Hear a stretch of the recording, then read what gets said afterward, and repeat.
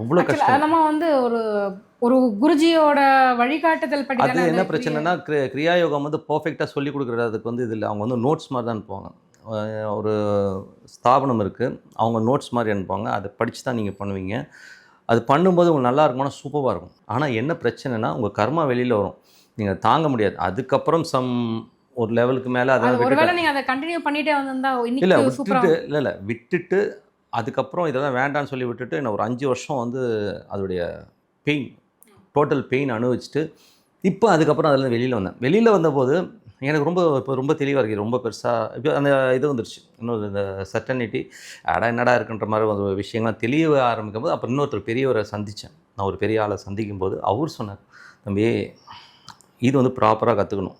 அவர் நீங்கள் சொன்ன மாதிரி ஒரு ப்ராப்பரான ஒரு விஷயம் வச்சு கற்றுக்கணும். நீங்கள் ஜென்ரலாக போனீங்கன்னா ஒன்று செத்துருவாங்க. பிரச்சனை என்ன தெரியுங்களா, இந்த மாதிரி ஏடாகூடமான ஒரு சயின்ஸ்குள்ளே போகும்போது பர்ஃபெக்டாக ஒரு நம்மக்கிட்ட கைடு இருக்கணும். கைடு இல்லாமல் போனீங்கன்னா நீங்கள் இறந்துருவீங்க. ஏன்னா வந்து உங்களுக்கு டோட்டலாக கொலாப்ஸ் ஆகிடும். அப்படி இல்லைன்னா பைத்தியம் பிடிச்சிரும். பரவாயில்ல, நீ வந்து எஸ்கேப் ஆகி வந்துட்ட. ஏன்னா அந்த அளவுக்கு வந்து ஒரு பவர்ஃபுல். ஆனால் அதுலேருந்து எனக்கு நல்ல விஷயம் என்ன புரிஞ்சதுன்னா, ரொம்ப ஹாப்பியஸ்ட் மூமெண்ட் என்னென்னா, இறைவன் இருக்கானா இல்லையாங்கிறது காமிச்சு கொடுத்து கிரியாயும் அது நம்ம உணர முடியும்.